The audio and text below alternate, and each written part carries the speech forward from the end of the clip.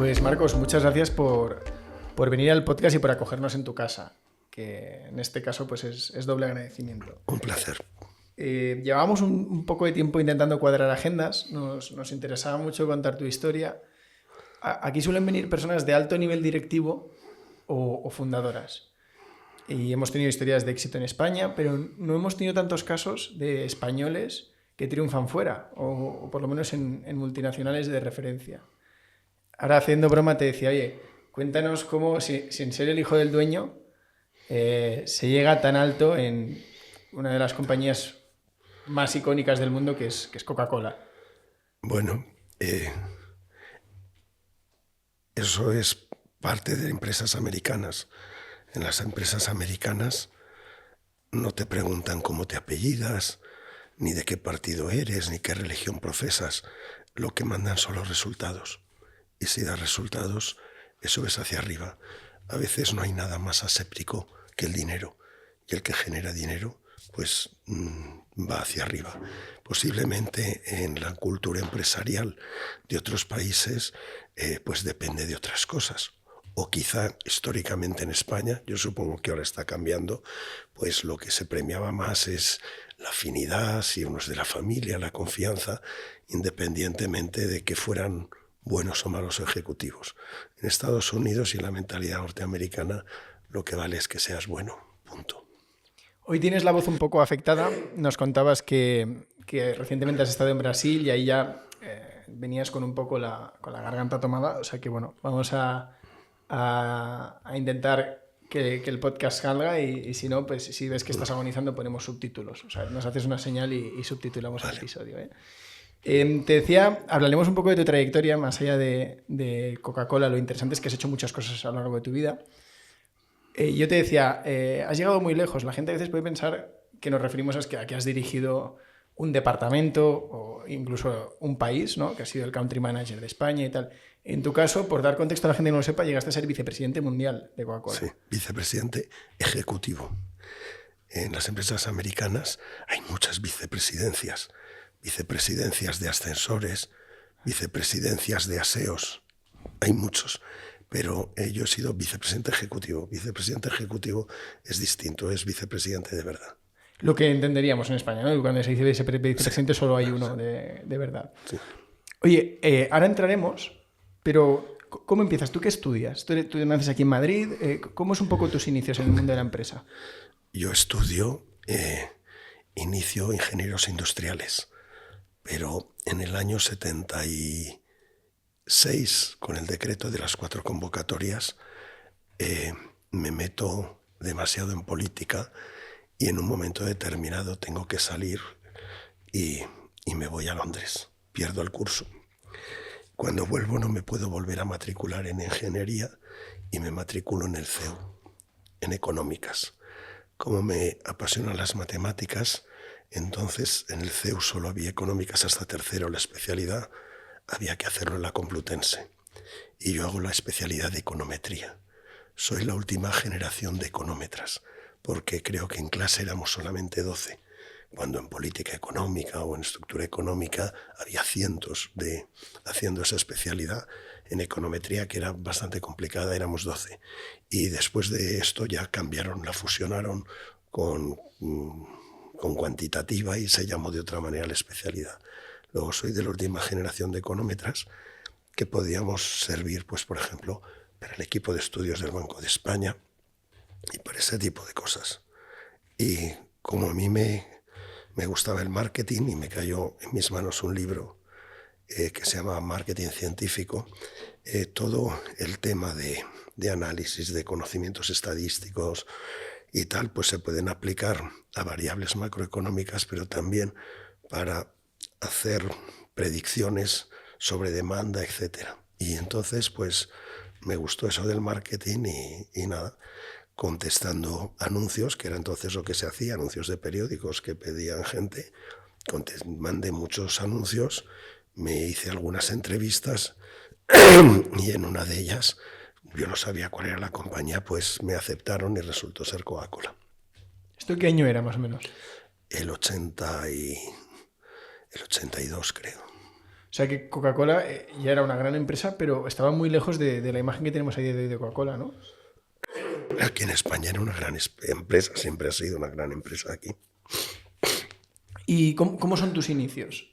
Tú entras en la posición de marketing, pero rápidamente, bueno, no rápidamente, tú estuviste casi 36 años más o menos, 36 Sí, años. pero yo entro en el departamento de operaciones de marketing con 23 años y, y bueno, me nombran luego jefe de distribución, jefe de merchandising, pero a mí lo que me encantaba era más los temas también de publicidad, de posicionamiento de marcas, y la verdad es que el departamento pues estaba Víctor Fondematas y una gente muy sólida y me era muy complicado hacer eso. Luego a los 6 años, con 29 años, bueno, entré con 23, con 29 dejé la compañía, dejé Coca-Cola y me fui a dirigir la red sur de agencias del grupo Bates, Facker Spielvogel Bates.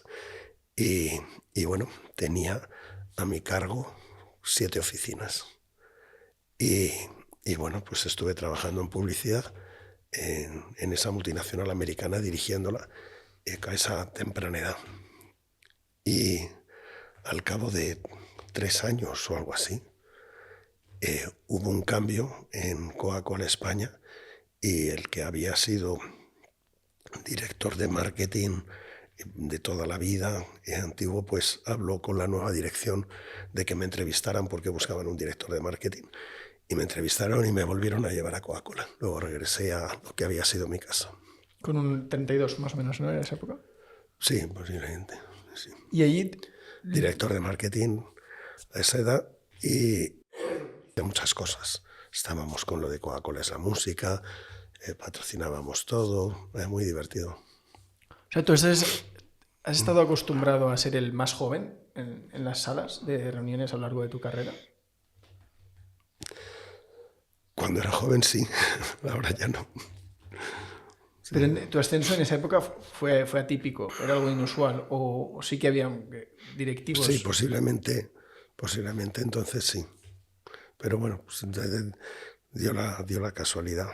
Y luego, en el 92, después de los Juegos Olímpicos, pues ya me sacaron fuera. Y ya he estado pues muchos años, me fui a Asia y bueno, he dirigido toda la parte del sudoeste y este de Asia. Tenía bajo mi responsabilidad Afganistán, Pakistán, Sri Lanka, Bangladesh, Laos, Camboya, Vietnam, Bután, Brunei, Singapur, Malasia. En 1995, cuando Bill Clinton levantó el embargo, yo ya llevaba desde el 94 operando en Vietnam para poder tener Coca-Cola en Vietnam. Luego fue parte del lanzamiento de Coca-Cola en Vietnam. Muy interesante. Dirigí Singapur y dirigí Malasia. Y luego ya me volví a Alemania. Y culturalmente, ¿cuáles eran los retos que te suponía entrar en Asia? Es que el culture shock que tienes es muy distinto. Para mí, Tailandia, que era donde residía, los tailandeses me parecían muy parecidos a los españoles. Yo he tenido más choque cultural viviendo en Alemania que viviendo en Bangkok. Y son encantadores los alemanes, pero eso es aunque se parecen más, son más similares a nosotros que los tailandeses a nivel de vida, son mucho más distintos. ¿En qué momento, claro, ahora que hablabas de Asia, tu perfil ahí ya no es estrictamente marketing, ya es un perfil operacional? Hago ambas cosas. ¿En qué momento se empieza a producir? ¿Tú recuerdas algún salto? Momentos en los que tu evolución dentro de Coca-Cola dejó de ser lineal y de repente hubo antes y después que te convirtió en ese ejecutivo que la compañía fue promocionando. No, es que lo he ido compaginando. Mientras tenía una responsabilidad para todo el sudeste y oeste de Asia de marketing, tenía responsabilidad, era director general de gerencia con todos los departamentos reportándome para el caso de Singapur y Malasia. Yo nunca lo piensas, es decir, yo siempre me ha gustado lo que hago, porque si una cosa no me gusta no la hago.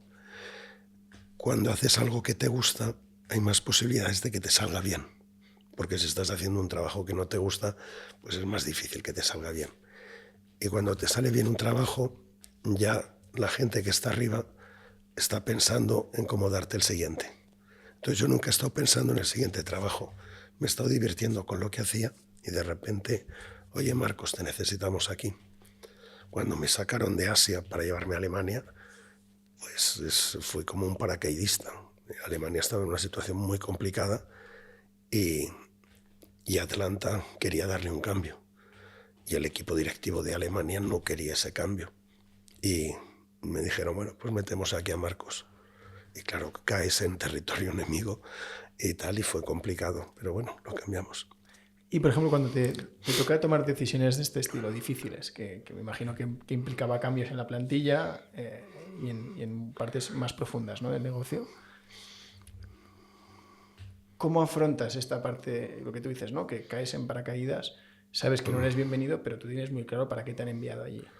No son situaciones difíciles. O sea, si uno se dedica a tocar el piano, pues oye, pues sabe que tiene que tocar el piano y que tiene que tocar el piano delante de mucha gente y salir al escenario, pues no es que sea una situación difícil, es parte del trabajo.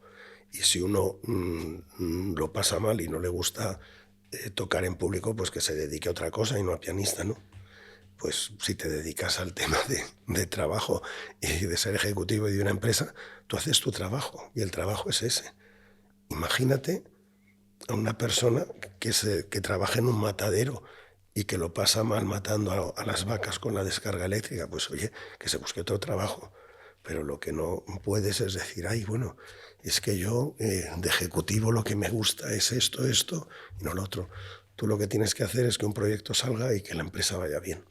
A veces para que la empresa vaya bien, pues oye, hay que sacrificar a una gente que no rema para que los otros que reman, pues que lleven la empresa más rápidamente. Pues eso es lo que se hace. Pero bueno, si uno piensa que eso es malo y tal, pues que se dedique a las misiones, ¿no? Y que no funcione como ejecutivo, es parte del trabajo. Pues te agradezco que seas así de sincero, porque lo habitual es que la gente ponga muchas capas, ¿no?, de maquillaje a la hora de hablar de estos temas y al contrario digan, bueno, es que hay veces que las personas no evolucionan. Es que hay mucha tontería. En esto de la empresa hay mucha tontería. Mucho buenismo y mucho wokismo y tal. Pero bueno. Y al revés, no está mal que sea así. O sea, no está mal que se hable con sinceridad y se cuente, oye, pues hay situaciones difíciles que la salida es dolorosa para muchos, o Claro. que no hay salidas perfectas, ¿no? Vamos a ver, lo que tiene que hacer una persona que dirija un negocio es que el negocio sobreviva. El negocio puede ir mal por dos causas, o porque no tienes al equipo mejor, o por condiciones externas. Cuando va por condiciones externas, pues desgraciadamente tienes que recortar gastos, aunque no sea culpa de la gente. Pero para que la empresa sobreviva, tienes que cortar gastos. Lo importante es que cuando hablas con la gente, porque desafortunadamente tienes que hacer una terminación, que lo expliques bien y que las terminaciones las hagas de la forma más generosa posible. Y sobre todo, con muchísimo respeto hacia las personas. Y punto, y se hace. Tú en esta toma de decisiones, me imagino que una de las cosas más difíciles es el temperamento, ¿no? El saber combinar la parte emocional, de que a nadie le gusta dar malas noticias, sienta mal, ¿no? Es reconfortante decir que sí. Pero por otro lado, la parte más racional o lógica, que es muy clara, ¿no?, que marca un camino. En esta ambivalencia, en este equilibrio, ¿qué cosas te han funcionado o cómo funciona esto? Es lo que hay que hacer. O sea,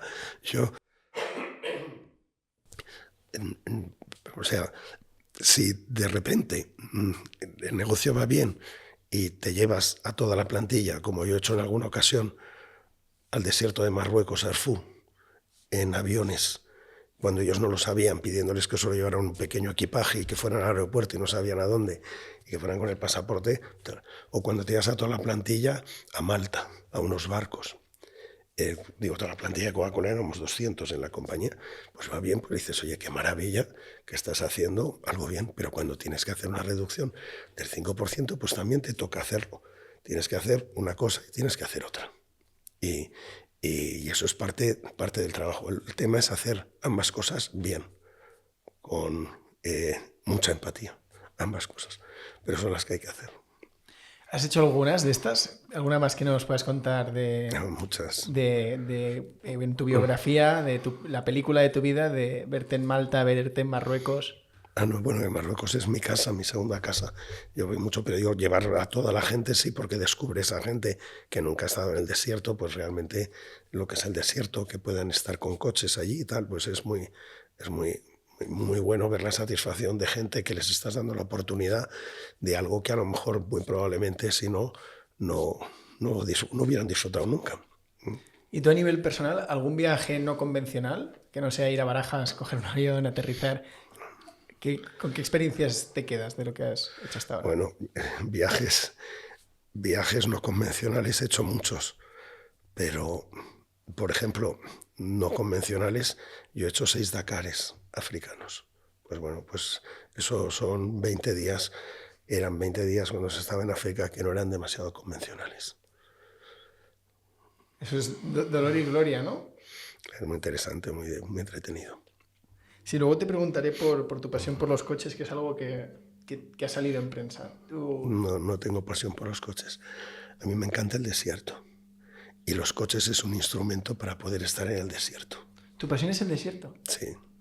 ¿Y por qué te llaman desierto? ¿Qué tiene? Porque no es muy explicable, pero siempre se habla de la llamada del desierto.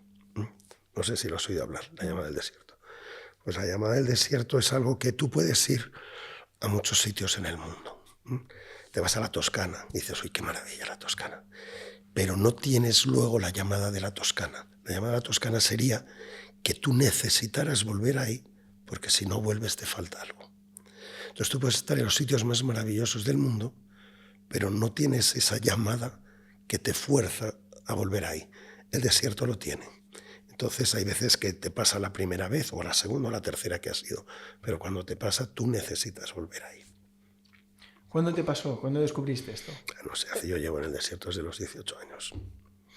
Pero antes yo esquiaba mucho, estaba en un equipo de competición cuando era joven y siempre estaba esquiando, y yo creo que a partir de los 18, 19 ya dejé de esquiar, y yo soy de extremos, o la nieve o la arena del desierto. ¿Y el mar? ¿El mar te llama o no tienes ese vínculo? El mar me da bastante miedo. El mar da miedo.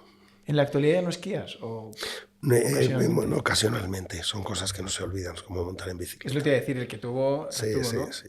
Por ahí. ¿Y eres sensato, bajas por pistas o todavía abres fuera pista? La última vez yo creo que ha sido hace 3 años o algo así. Y nada, me entretengo. Yo no tengo tampoco edad ni demasiado fuelle. Bueno. De cómo vas evolucionando, hay un punto en el que directamente el máximo nivel de la compañía ya te señala y te dice, Marcos, que todo lo que has hecho ahora, me refiero más a época post-Alemania, ¿no? Todo lo que has hecho hasta ahora, estamos contentos, nos estamos planteando, pues, no sé, el siguiente nivel. ¿Cómo recuerdas esos días? No, bueno, cuando yo me voy a Atlanta, el presidente mundial, Mutarken, me llama para hablar conmigo en Inglaterra, pero no son cosas como que te damos una recompensa ni nada. Es decir, yo estaba viviendo muy bien aquí en España, fenomenalmente y todo, pero es otro tema, te necesitamos, porque había un problema que había que dar un viraje a la estrategia de marketing mundial, y claro, me habían echado mirada y me dicen, Marcos, vente para aquí, te necesitamos.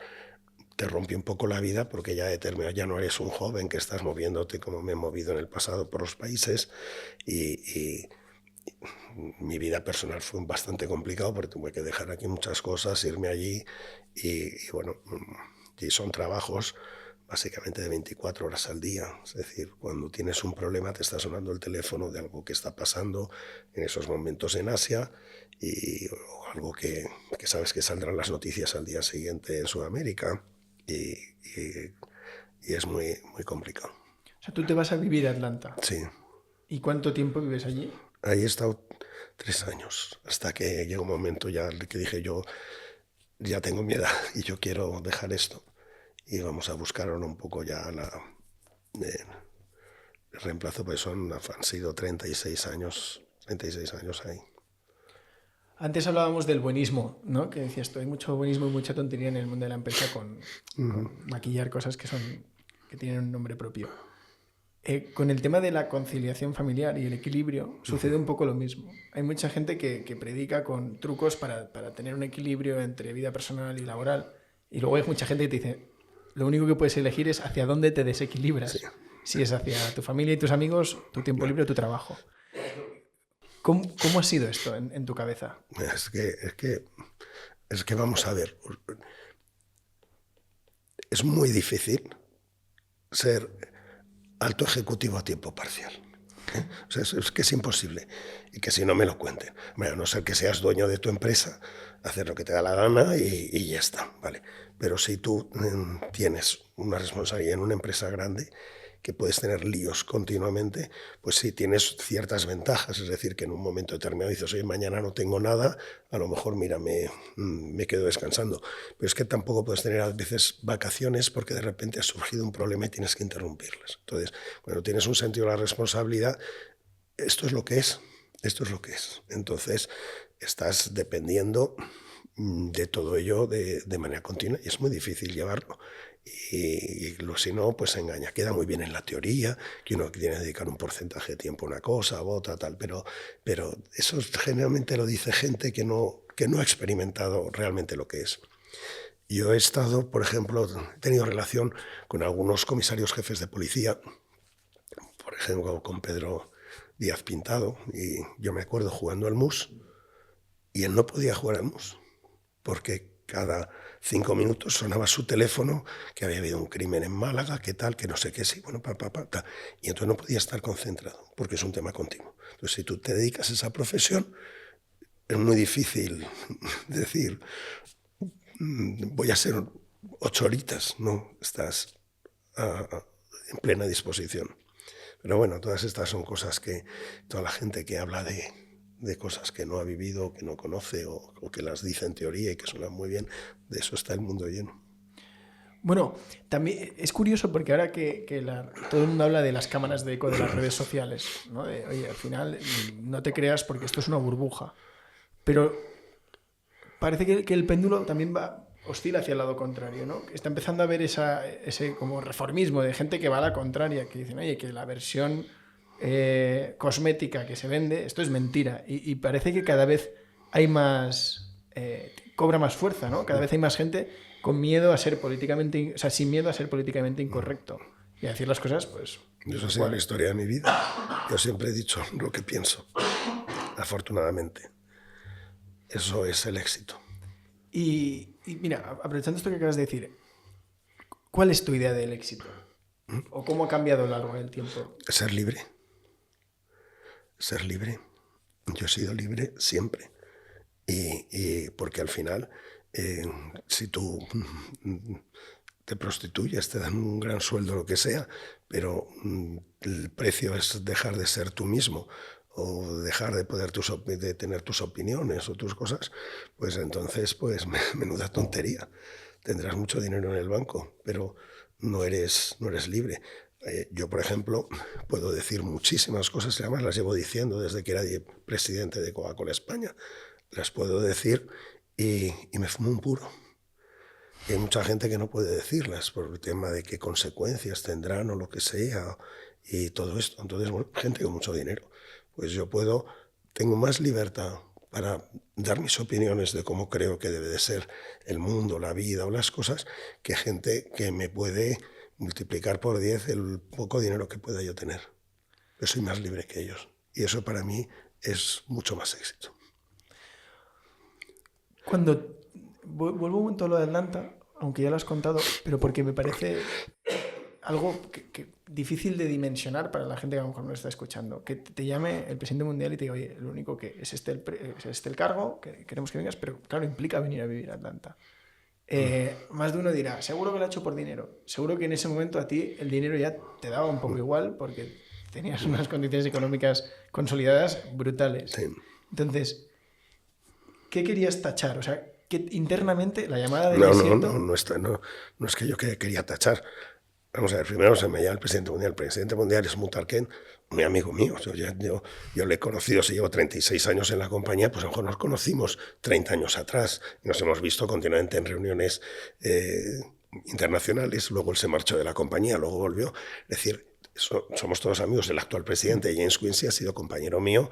Él presidía Inglaterra, yo presidía España cuando él estaba en México. Entonces, somos gente, compañeros todos. O sea, que nos conocemos desde hace 20 y tantos años. Entonces, no es eso, ay, que te llama el presidente. Somos todos un grupo de gente que llevamos toda la vida en Coca-Cola, la mayor parte, y tal. Y entonces, oye, algunas veces unos cogen unas posiciones, otras, pero que nos conocemos. No es yo que quiera y tal. Me dicen que me necesitan para hacer una transformación.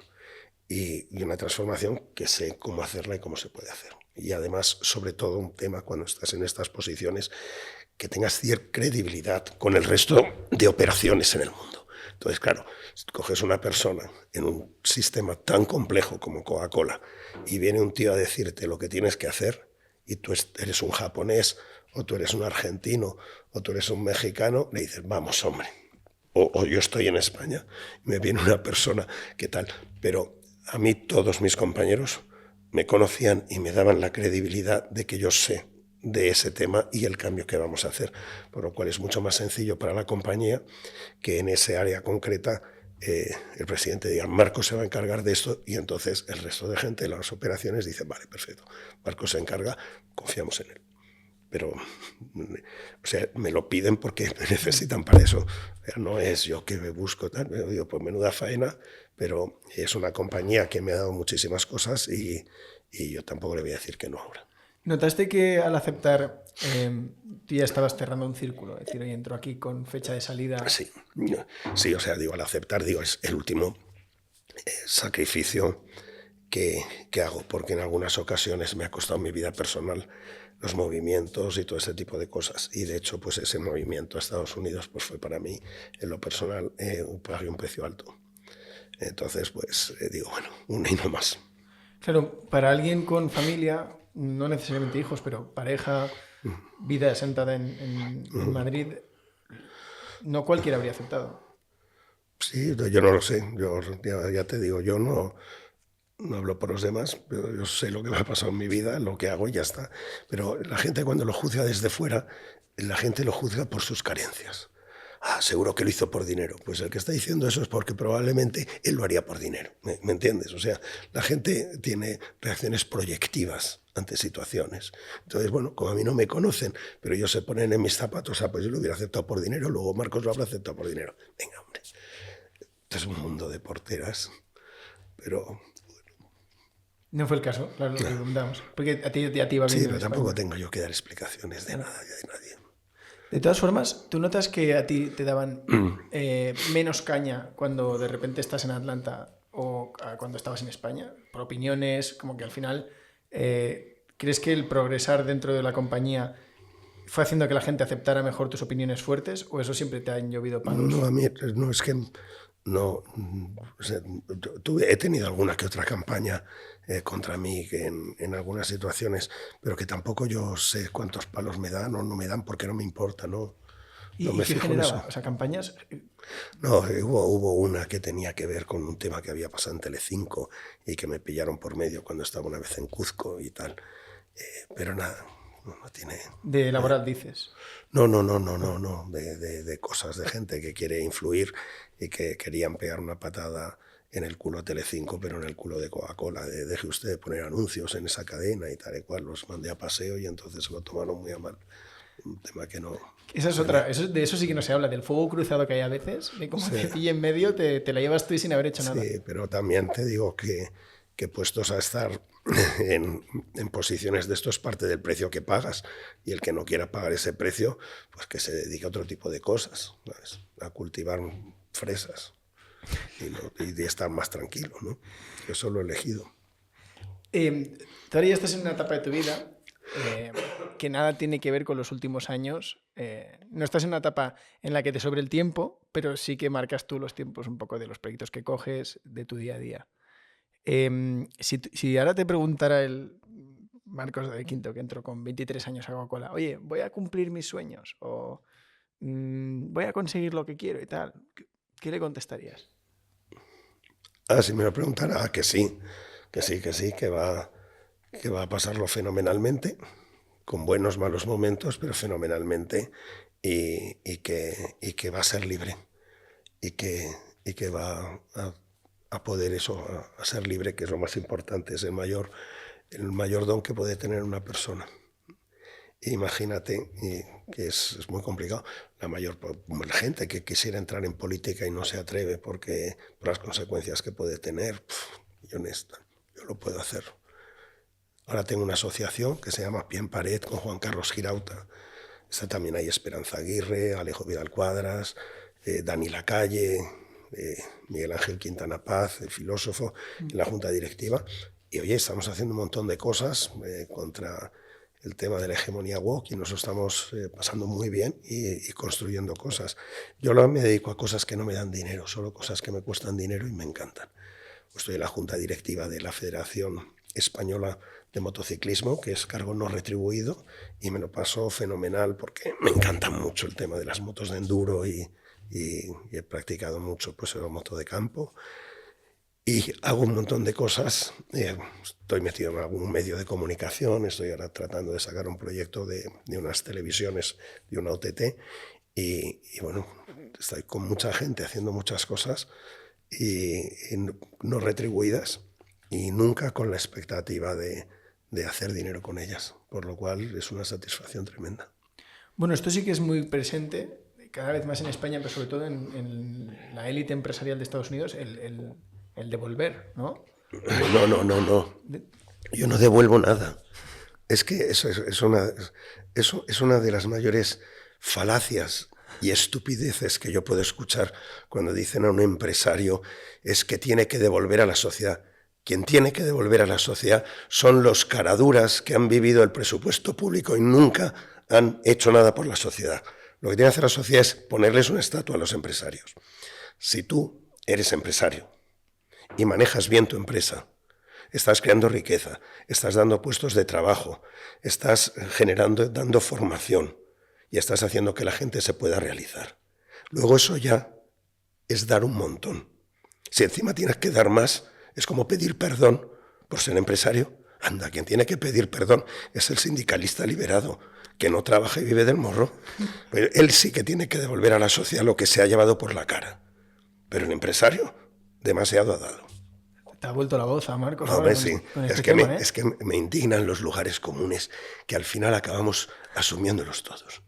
Pero ¿qué devolver tiene que devolver Juan Roch? ¿Qué pasa? ¿Tiene que pedir perdón? Y todos los empresarios que se han arruinado, esos no, eso está bien. Por favor. Lo que hay que decir es agradecérselo a Juan Roch. Pero es que no, se han metido en la cabeza. Han conseguido los vagos que nunca han pagado ni un impuesto y que han vivido del 3, porque de 47 millones de españoles que hay, solo 3 millones pagan impuestos. Ostras. Vete a la renta. Y encima, el que tiene éxito como empresario tiene que pedir perdón y devolver algo a la sociedad como si lo hubiera robado. Pero quien lo roba son los que están viviendo por la cara y que no quieren trabajar. 3 millones de parados y faltan gente en los bares y en las cafeterías y en los hoteles. ¿Cómo puede ser esto? Sí, este tema sí que es interesante. Eso sí que tienen que devolver a la sociedad lo que se han llevado sin pegar un palo al agua. Sí, justo con lo que decías, antes de entrar en esto me parece interesante, has pasado por encima del tema de la hegemonía woke, que cuando hablabas de la agrupación. ¿Y puedes profundizar un poco? Este es un tema que quizá la gente todavía no tiene muy claro qué es. Pues vamos a ver, yo te lo explico. Resulta que, bueno, es un tema muy complicado, pero te lo voy a tratar a ver de resumir. Mira, resulta que un montón, cuando la gran causa del comunismo, bueno, que es la lucha de clases y tal, pues llega un momento en que, como un yogur, caduca y ya no vende tanto. Hay un filósofo argentino que se llama Ernesto Laclau, que ha caído el muro de Berlín, está toda la gente un poquito desesperada y tal, y decir, ¿y ahora qué vendemos? Y entonces, por la lucha de clases, repito, pues ya nadie se lo cree, llega y tiene una idea muy brillante, que es la que coge toda la izquierda latinoamericana y también la izquierda europea, Por cierto, Íñigo Errejón, su tesis doctoral va sobre Ernesto Laclau. Ernesto Laclau dice, lo que tenemos que hacer es apropiarnos de pequeñas causas donde se representa el esquema de opresor-oprimido, igual que la lucha de clases, pero en distintas causas. Y esa causa es el feminismo, esa causa es el cambio climático, esa causa es el LGTBI, esa causa, etc. Y entonces nos convencen y se hace la ultraizquierda con todas esas causas. Y claro, eso se asume, y lo asume todo el mundo, incluso la gente de derechas lo asume. Y de repente tú te pones a pensar y dices, pero vamos a ver, el feminismo, ¿dónde eclosiona? Son las sufragistas en Estados Unidos, son en las democracias liberales. No se ha producido ni en la URSS, ni en China, ni en Corea del Norte. Curioso. El tema de la sensibilidad por el entorno. ¿Y eso dónde ha surgido? Pues ha surgido en las democracias liberales, donde hay libertad, en Estados Unidos, en Alemania, etc. No ha surgido en China, que contaminan más que nadie, ni ha surgido en la URSS, que desecaron el mar de Aral. Pues ¿cómo el comunismo se ha quedado con esa causa? Siguiente, el tema LGTBI. El tema LGTBI, donde realmente hay mascotas de libertad, y España es uno de esos países, son en las democracias liberales. Todavía la Rusia actual es una Rusia, es homófoba. Pero ¿cómo se han apropiado de todas esas causas? Como si fueran suyas, como si fueran los defensores. Porque como se habían quedado sin ideología, todo esto es lo que de repente hace falta. Y se han quedado porque la derecha se ha enfocado exclusivamente en, vale, pero nosotros gestionamos la economía mejor. Y han dejado que le roben todo esto. Después esas causas no son de ellos. Y hay que hacer un contradiscurso. Y eso es lo que es la lucha contra la hegemonía cultural de la izquierda.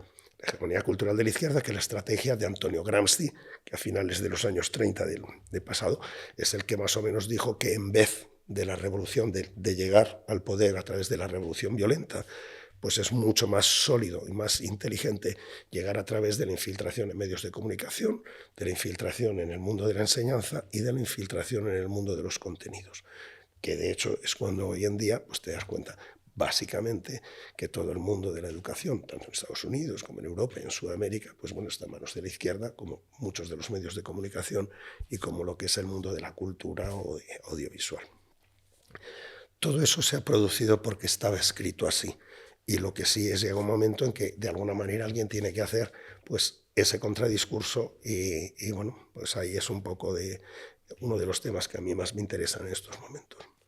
Mira, justo ayer escuchaba el podcast que le hizo Joe Rogan a Naval, bueno, no me acuerdo de apellido, es una persona muy conocida en el mundo de Silicon Valley por ser un inversor de éxito y además haber dedicado mucho tiempo a explicar pues, cómo cualquiera puede enriquecerse, pero no desde un punto de vista para vender cursos, sino con cosas muy racionales y a lo largo de toda una vida, no de hoy para mañana. Y él decía, estaban hablando del error que han cometido Facebook, Twitter, tomando parte ideológica en todos los problemas que ha habido. Decía, inicialmente nadie tenía un problema con Twitter o con Facebook o con Instagram porque eran tuberías de información. Y en esa tubería, si había algo ilegal, se quitaba, pero porque la ley decía que eso no se podía publicar.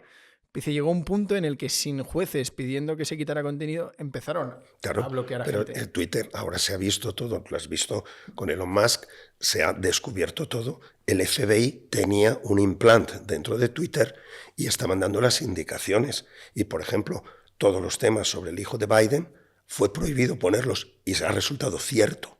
Y, sin embargo, mierdas que se estaban echando sobre Trump las han puesto ahí por una tubería. Es decir, ha estado absolutamente manejado y tal. Todo el tema de vacunas y esto, gente sin ningún tipo de preparación han estado bloqueando a lo que decían doctores de Harvard y solo han puesto las cosas que les estaba interesando a las farmacéuticas. O sea, te puedes coger esto y lo tienes todo, lo tienes en YouTube, todas las declaraciones, y bueno, pues es la manipulación que se ha producido gracias a que Elon Musk lo ha cogido y ha salido al descubierto pues toda la manipulación que Twitter estaba llevando. Claro, Yo no había visto, o sea, no lo había planteado desde esta perspectiva, pero al escuchar el podcast decía, oye, es cierto, da igual de qué ideología seas, que Twitter o Instagram o Facebook se posicionen es un error, desde el punto de vista empresarial, de usuario, de todos. No, yo no digo eso, porque vete tú a saber lo que le interesa o el dinero que se estaría llevando dejándose manipular por el FBI los anteriores propietarios de Twitter. O sea, empresarialmente, oye, pues ellos hagan lo que sea. Lo que sí es importante que haya transparencia y sobre todo lo que sí es importante es que la gente sepa que se produce esto para no volverse a fiar de ningún otro medio. Todos los medios, porque un tema es ser una plataforma y otro un medio. Es decir, yo tengo una línea editorial o no. Entonces, oye, si Twitter decide, mira, yo soy una plataforma woke y aunque haya temas ciertos, los voy a impedir que se pongan porque yo solo quiero estas mentiras, pues perfecto. También tienes medios de ese tipo, se llama El País, se llama Prisa, está haciendo lo mismo. Pues bueno. Una persona, sí. Claro, dices, ¿hasta qué punto lo que te han podido ofrecer siendo Twitter o siendo Facebook compensa el daño reputacional y de plataforma que va a generar cuando esto se sepa? Porque al final siempre se sabe, ¿no? Siempre se acaba sabiendo. Ya se sabe porque el propietario de Twitter lo ha hecho público y ha denunciado lo que pasaba antes de que él llegara. Es brutal, ¿eh? Y supongo que él ahora pues instrumentalizará determinados controles independientes para que vean tal, no lo sé. Pero bueno, Elon Musk haga lo que quiera. Una persona interesante, que creo que también tiene mucho que ver con lo que estamos diciendo y que también ha tenido que aguantar bastante cancelación, es Jordan Peterson. Sí. ¿Qué te parece? Me parece una maravilla. Me parece que es una persona que dice cosas muy lógicas que resulta que tremendo. Parece que un tío decir una cosa lógica es el signo de la valentía. Imagínate dónde hemos llegado. Porque si estuviera diciendo una locura, pero está diciendo cosas absolutamente lógicas, que toda la gente cuando lo escucha dice, pues es cierto.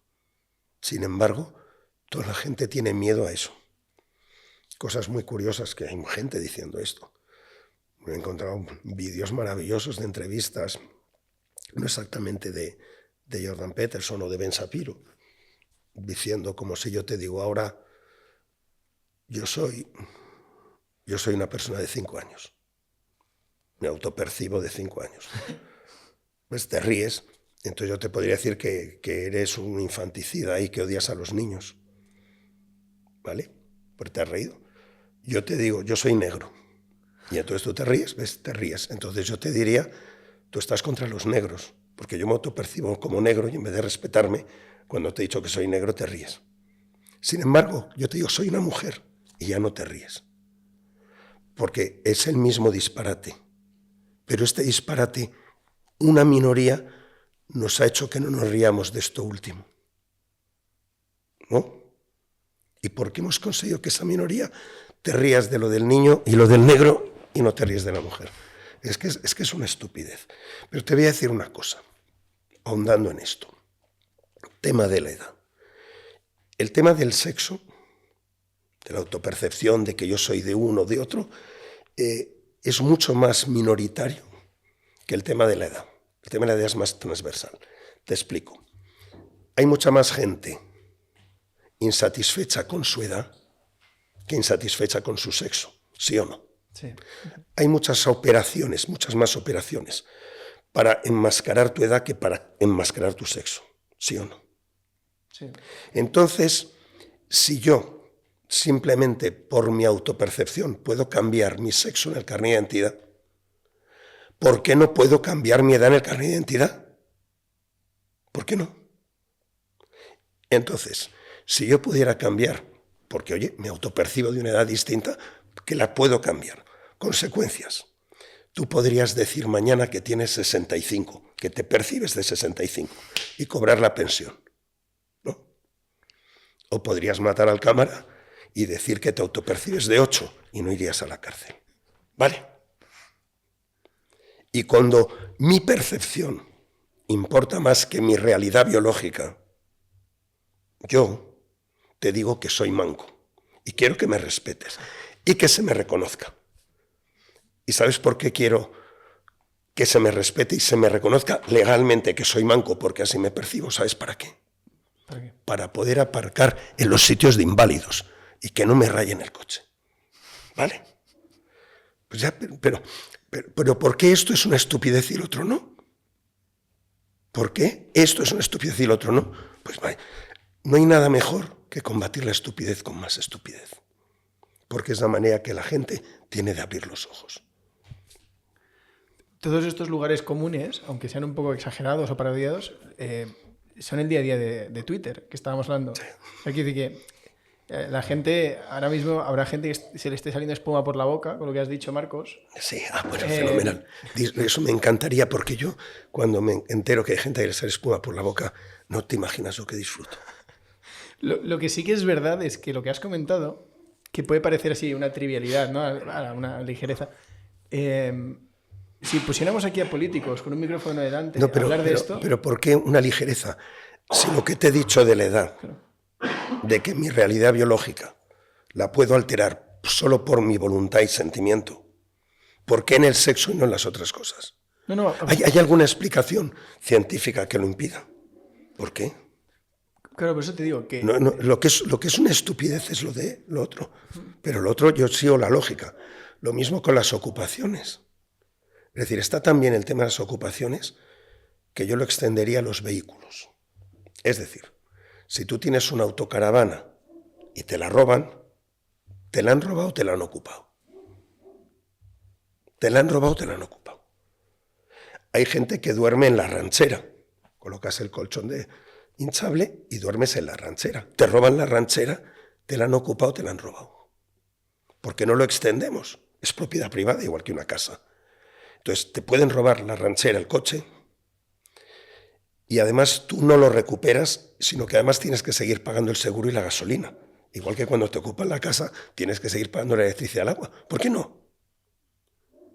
Es el mismo disparate.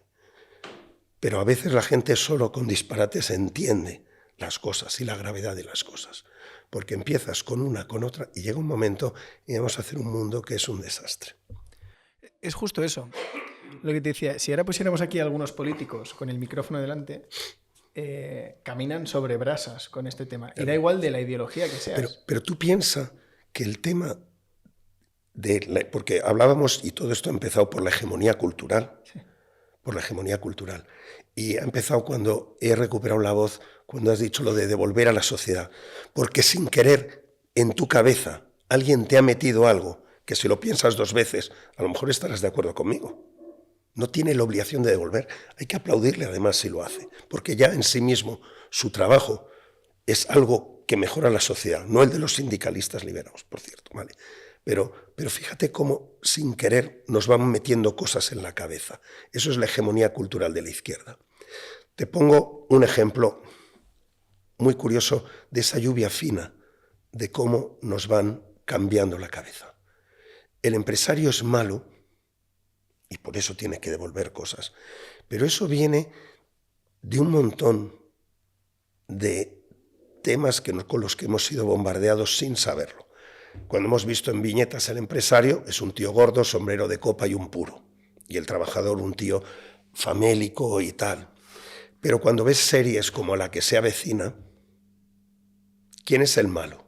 El empresario, el pescadero, que es insolidario, es egoísta. O sea, todos los males solo piensa en él. Está con la pistola eléctrica, está explotando un sudamericano. O sea, todo lo malo lo pones al lado del empresario. Y luego tienes un personaje que es el bueno, que es el político, que es el concejal, que es tontorrón, pero es bien intencionado. Te vas a Aida, lo mismo. Empiezas a ver, y vuelvo a Gramsci, cómo sistemáticamente en el mundo de la creación han empezado a consolidar arquetipos para que toda la gente en su cabeza, empresario, lo esté asimilando con personajes que son egoístas y que son tal. Todo esto es una creación, todo esto no sucede por accidente, está estudiado. ¿Por qué no se saca una serie donde el sindicalista liberado de un hospital, que ve que está cayendo en pandemia todos sus compañeros del hospital, pero como él es liberado, no va al hospital? Eso sí que es egoísta. que ha cobrado sin trabajar los últimos años y ahora cuando se necesita una pandemia se queda en casa porque no tiene obligación. Esos son los personajes que hay que sacar en series. Sin embargo, te están creando estos arquetipos y los estamos consumiendo. Por eso es muy importante mantener la cabeza y la independencia para distinguir todo lo con lo que nos están bombardeando. Pues mira, Marcos, hemos llegado aquí por el tema de devolver, que yo orientaba la pregunta por lo del Giving Pledge, esto de los billionaires que están donando más del 50% de su fortuna y tal. Pero me alegro de que hayas cogido el otro camino, porque hemos recuperado la voz y la extensión de las respuestas ha sido a gusto, Marcos?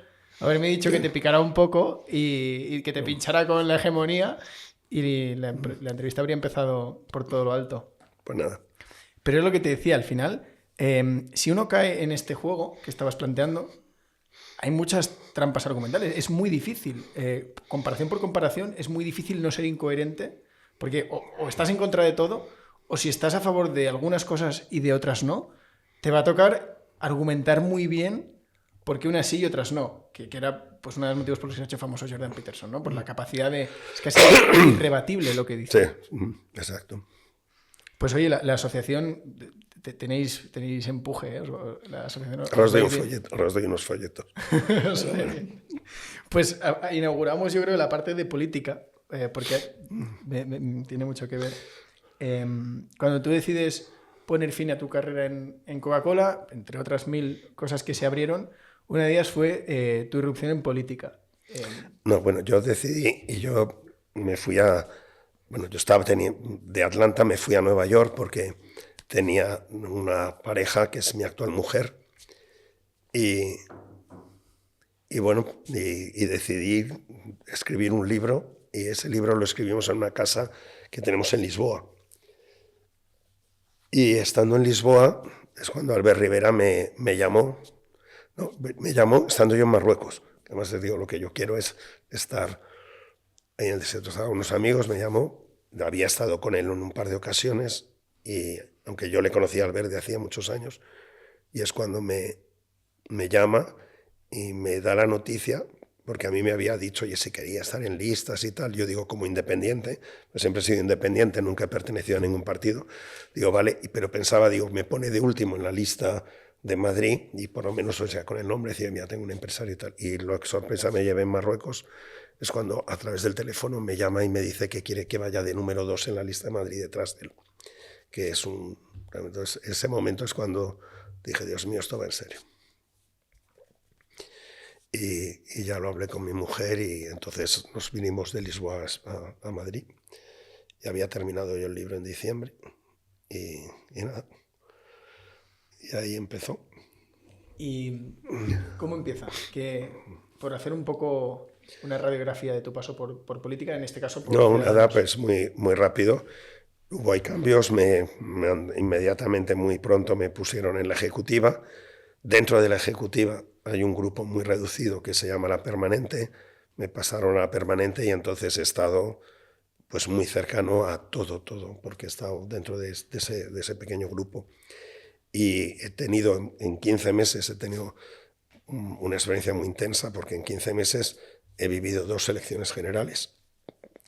He sido en ambos portavoz de economía, me he hecho los debates económicos de las 2 campañas, me he recorrido muchos sitios de España en mítines y reuniones con empresarios y tal, y bueno, he vivido el mayor triunfo que se podía vivir en un partido cuando llegamos a 57 y he vivido el mayor fracaso cuando de 57 pasamos a 10. Y bien, y he conocido gente muy valiosa, gente menos valiosa y nada, y estoy encantado de la experiencia. Estoy encantado de haberme ido también y justo me fui yo con la prórroga, que luego resultó ser ilegal cuando en vez de revalidar las prórrogas cada 15 días, creo que era, se cogió y quiso tener una de 6 meses que me parecía estar fuera del control en una pandemia durante 6 meses. Sánchez me parecía que era una decisión muy mala y mi partido abogó por esa decisión y yo estaba en contra de ella, por lo cual me marché. Eso es todo. Luego el tiempo me ha dado de alguna manera la razón. Cuando tú llegas a la política, me imagino que es inevitable comparar tus compañeros de partido con tus compañeros, tu equipo que tenías cuando estabas en una empresa. ¿A ti te pasó el decir, pues estos tíos van a 2 por hora? O al revés, dijiste, hostia, bien. Individualmente había gente muy buena, el equipo de prensa y de redes era muy bueno, y el único tema que pasa en la política, porque yo aparte llevaba la Secretaría de Talento, entonces he estado muy metido dentro de lo que es los sistemas y los procesos de talento dentro de un partido. Y uno de los problemas que yo he visto, pero yo creo que no es un problema de Ciudadanos, sino un problema de los partidos, el manejo de talento. Para simplificarte, en los partidos se componen de agrupaciones provinciales, locales, etc. Y generalmente los líderes de las agrupaciones y tal suele ser la persona más pico de oro, que mejor se expresa, que en una reunión, que en una asamblea es más articulada, más convincente. Pero no necesariamente esa persona es la mejor manejando equipos. Es el más brillante. ¿Y qué hacen los partidos? Pues a esa persona que acaba siendo pues el líder de esa agrupación o tal, a esas personas se las enseña y educa en habilidades de comunicación, más todavía, para hablar a la prensa, para hablar a las televisiones, para hacer un canutazo, etc. Pero no se les educa en cómo gestionar conflictos, cómo manejar equipos, cómo liderar equipos. En eso no. Y esa falta de conocimiento técnico que tienen muchas de estas personas es la causa de grandes conflictos entre los partidos. Porque cuando tú no tienes un mínimo teórico del manejo de equipos y quieres que la gente de tu agrupación te apoye, la gente tiende a ir a lo más fácil. Y lo más fácil es, chico, tú vales mucho, yo te voy a hacer que estés en la lista o te voy a hacer tal o lo que sea. Entonces prometes cosas. Cuando prometes cosas, muchas de ellas que no puedes cumplir, al cabo de 6 meses tienes un lío tremendo, donde la gente dice, oye, me prometiste y tal. Y entonces hay un lío en esa agrupación y acaban a tortas. Y eso pasa muchas veces por esa falta de formación sobre liderazgo de equipos en aquellos que manejan agrupaciones dentro de los partidos.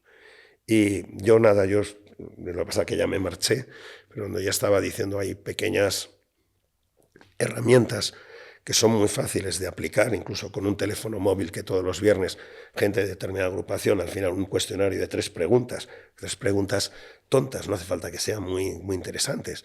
¿Te sientes escuchado? ¿O recomendarías este partido a un amigo tuyo? Es decir, que dijeran como las caritas estas de los aeropuertos, rojo, verde y amarillo, y teniendo esa información desde la central, a veces es fácil decir, oye, mira, en Zamora estos son los índices y en Palencia muy distintos. A ver si aquí está pasando algo y te permite tratar de interesarte de si puede estar pasando algo de satisfacción por parte en alguna agrupación y a qué se debe, antes de que ya esté el conflicto irreparable. Entonces, todo ese tipo de cosas falta mucho en los partidos de profesionalización de la gestión del talento. Yo creo que es un tema general, no de Ciudadanos, pero me apasionaba mucho. Si hubiera seguido en Ciudadanos no más de 4 años, probablemente se hubiera hecho a lo mejor algún libro de ayuda a cómo funcionar posiblemente dentro de los partidos para mejorar esto. Hay mucho tapón, hay mucho listo que impide que talento que esté abajo se vea, etc. Hay mucho trabajo que hacer. Esto que decías de mejorar las habilidades la gestión de personas por parte de los líderes no tiene nada que ver con la jerarquía de la estructura, ¿no? O sea, son cosas totalmente separadas. Sí, son separadas.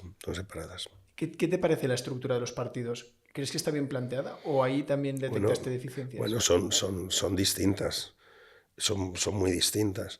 Es decir, nosotros, por ejemplo, en Ciudadanos sí había algo muy interesante, que nosotros hacíamos el mismo discurso en todas las provincias.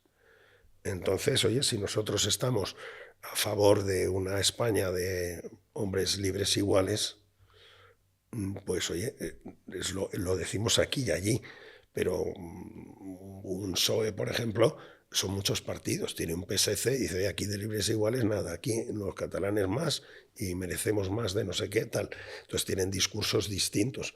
Incluso yo creo que el PP también tiene discursos distintos, porque puede estar hablando de que si en Baleares el tema del lingüismo y tal es discriminatorio, y haciendo en Galicia lo mismo que están haciendo los independentistas en Baleares. O sea, pero eso es un paso más oportunista. Yo creo que tienen estructuras distintas. Hablabas del tema de la moción de censura en el estado de alarma y demás, o sea, de la moción, perdona, de la prórroga de las comparecencias. Y ese punto ha quedado claro, pero si tú esto lo observáramos como si fuera un GPS, ahora mirándolo con perspectiva, ¿tú crees que hubo algún momento decisivo que tú viste que había que tirar a la derecha y sin querer nos pasamos la calle y giramos a la izquierda? ¿Tú ves algún punto en lo que viviste en Ciudadanos que dijiste, esto ha sido un poco no reto? No. Ciudadanos, mientras yo estaba ahí, lo que se prometía a la gente es lo que se hizo. Y bueno, el tema es que la población española castigó a Ciudadanos precisamente por decir lo que había dicho en campaña. En campaña, cuando tuvimos 57, dijimos, no vamos a pactar con Sánchez. Y nos dieron 57 y no pactamos con Sánchez. Y luego en las siguientes elecciones nos dieron 10 por haber cumplido. Y sin embargo, pues fíjate, otros partidos como Pedro Sánchez hizo todo lo contrario a lo que había hecho en campaña y la población le votó. Pues bueno, pues a disfrutar de lo votado. El aprendizaje aquí es jodido, ¿no? La conclusión es triste, sí, ¿no? Ya, pero cuando estás en política por principios, yo prefiero bajar a 10 diputados y haber tenido principios que no tener principios como este hombre y que le acaba votando hasta chapote. O sea, no. Una cosa que has dicho de la gestión de personas y no te he preguntado. A lo largo de tu vida te habrás visto obligada no sé si a fichar directamente, pero por lo menos a conformar equipos, a decir, oye, me rodeo de estos, ¿no? Y a elegir. ¿Qué cualidades tienes? ¿Qué rasgos? ¿Tienes rituales de...? Hay gente que dice, oye, pues a mí en las entrevistas estas 2-3 preguntas siempre me han parecido importantes. En tu caso, ¿cómo lo haces esto? No, bueno, vamos a ver, yo sí. Yo entrevisto a toda la gente de determinado nivel que van a trabajar en mis equipos y esto. Hay cosas importantes. Primero me interesa que sea gente honesta. Gente honesta es muy, muy, muy importante. Y luego, por otro lado, que sea gente coherente, o sea, que tiene una cabeza bien amueblada. Yo, por ejemplo, es por ponerte un ejemplo, si yo te pregunto a ti, venga, ¿de dónde has trabajado? ¿En una fábrica de chorizos o en una fábrica de clavos? ¿Vale? Yo te puedo estar preguntando, bueno, y cuéntame cuál es tu mercado y cuál es tu competidor y por qué tu competidor vende más que tú, es por precios, por tal. Más o menos me hago una radiografía haciéndote preguntas de todo lo que es tu sector y cuáles son tus ventajas competitivas frente a otros y tal. Luego puedo cambiar y hablar de lo que sea, de tu vida personal, lo que sea, y de tus aficiones. Y al cabo de un rato te vuelvo a rescatar la conversación y te digo, oye, cuéntame si, por ejemplo, eras director de marketing en esa empresa de clavos o de chorizos, oye, cuéntame las últimas campañas, cuáles eran los últimos anuncios que has hecho, tus últimas campañas. Si eso que tú estás diciendo en tu publicidad no tiene nada que ver con lo anterior que tú me has comentado, de cuáles son tus ventajas y tu situación competitiva, quiere decir que haces anuncios que no tienen nada que ver con el problema que me contaste. Y entonces empiezo ya a preguntar por ahí. Esa falta de consistencia en yo te hago un análisis muy bien, pero luego hago un anuncio que no tiene nada que ver con el problema que te acabo de contar. Entonces, tipo de cosas que me interesa, gente que tenga lógica. Pues para ir terminando, Marcos, una cosa que me ha parecido interesante, se habló mucho de tu presentación, de tu declaración patrimonial cuando entraste en política. Uh-huh. Y más allá de los coches y cosas de estas y casas y tal, me llamó mucho la atención el porcentaje de dinero que tienes en renta variable, de acciones, inversiones, que eso no es tan intuitivo. Hay muchas veces que en España, sobre todo, la gente va al inmobiliario, al refugio. Es una mentalidad a veces con mucha aversión al mercado de valores y a la bolsa en general. Y sin embargo, justo te traía un libro que luego te enseñaré porque hablan de Coca-Cola, es un análisis de cómo Buffett elige a gestores. Y Buffett dice que para él la mayor cualidad en un CEO o en un gestor es la capacidad de reinvertir el flujo de caja, la asignación de capital. Y él decía, si un empresario al que voy a ver se esfuerza en generar efecto de interés compuesto, reinvirtiendo los beneficios del negocio, para mí es una cualidad muy positiva. Creo que hay un gran gestor. La gente que entra a bolsa muchas veces entra por interés compuesto y porque entiende cómo funcionan las matemáticas del dinero. Pero en España no es tan habitual. Y en tu caso, me interesaba mucho preguntarte por esto. ¿Cómo es esta filosofía de inversión? ¿O cómo has gestionado esto? Vamos a ver, tú hablas de renta variable y yo para mí hay renta variable y renta variable. Es decir, un tema es que yo invierta en startups y otro es que yo invierta en Coca-Cola. Exacto. Si yo, la mayor parte de mi renta variable es Coca-Cola, Coca-Cola es más seguro que los bonos del Estado. ¿Vale? Empecemos por eso. Entonces, claro, yo tengo muchas acciones de la compañía Coca-Cola. Desde años y años y años, pues tengo muchísimas acciones de Coca-Cola. Y eso para mí, yo casi no le llamaría ni renta variable. Es un valor seguro. Me hablas de Warren Buffett. Warren Buffett ha sido consejero nuestro. Y luego, cuando lo dejó, su hijo es el que ha estado. Conozco yo muy bien a Warren Buffett y luego, además, y de alguna manera yo invierto muy parecido a como Warren Buffett invierte, que solo compra compañías sólidas, de negocios sencillos y que son fáciles de entender. Y además, esas compañías generalmente suelen estar a un alto precio, luego solo compra cuando esas compañías están abajo en precio por causas exógenas a ellas. Y bueno, por poner un ejemplo, a mí me encantan neumáticos Michelin. Los coches da igual que sean de gasolina, eléctricos, van a necesitar neumáticos. Entiendo lo que es un neumático, sirve para que un coche ande. Michelin es una compañía seria y si en un determinado momento ha habido un hecho externo que ha hecho que bajen su precio, pues se compra entonces. Punto. Uno de los ejemplos, luego te lo enseñaré porque por nada más, pero es la recompra de acciones masiva que hizo en la época de la década de los 80. En Coca-Cola. Sí, tú tienes distintas alternativas de inversión y una de las inversiones también más interesantes es la recompra de tus propias acciones. Pues Marcos, para terminar, me gustaría hacerte el cuestionario. Son 5 preguntas breves. La primera pregunta es un libro que nos recomiendes. Un libro.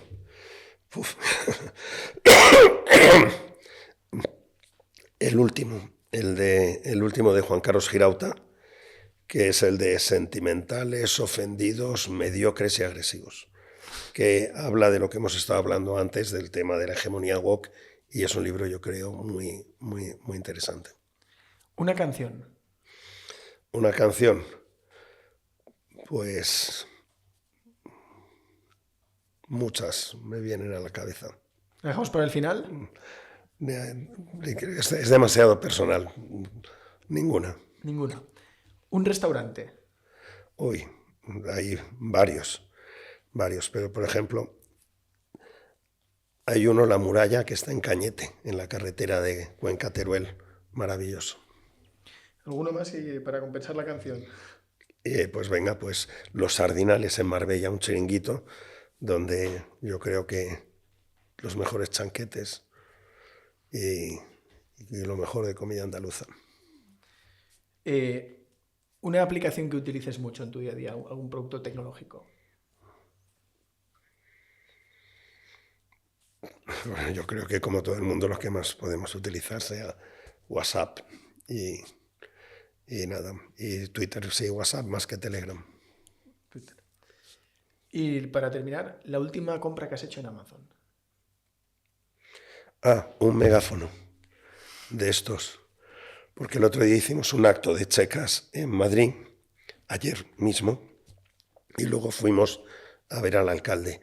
Como el acto lo hacíamos en la calle, Juan Carlos Girauta tenía que hablar. Teníamos un micrófono a nuestra cámara, pero si habían periodistas y había más gente de público, que no queríamos tampoco que hubiera mucho público, porque fuimos a colocar una placa donde estaba la checa de Atadel. Entonces me acordé el día anterior que dices que no tenemos ahí nada para enchufar porque es en la calle, entonces compro un megáfono de estos con pilas que con un micrófono se oye. Pero finalmente Juan Carlos prefirió hablar fuerte y no lo utilizamos, y lo tengo ahí sin utilizar. Pues Marcos, ha sido un placer. Si voy a Marruecos, ¿a dónde? Tú has estado mucho en Marruecos. Sí, lo que pasa que es un poco conocerlo. Yo a Marruecos no voy nunca, ni a Marrakech, ni a Fez, ni nada, ni a Tetuán, ni Tánger y tal. Yo me voy directamente al sur. Me voy al desierto de Mersuga, al Etchevi, que es las dunas como de Tintín, o al desierto de Chegaga. Y lo que pasa es que vamos con nuestros coches para estar en el desierto, nos divertimos en el desierto y tal. Y ahí es Erfú, es Rachidia, pero eso es... No, pero pasa que si vas ahí y no te vas a meter con un coche ahí porque te vas a quedar metido en una olla y te puedes tirar ahí 2 días para sacarlo. Entonces, pero eso es lo más bonito. Bueno. Oye, pues Marcos, ha sido un placer. Muchas gracias por tu tiempo y te deseamos lo mejor en todos tus proyectos que avanzan en paralelo. Pues nada, muchísimas gracias a vosotros. Hasta luego.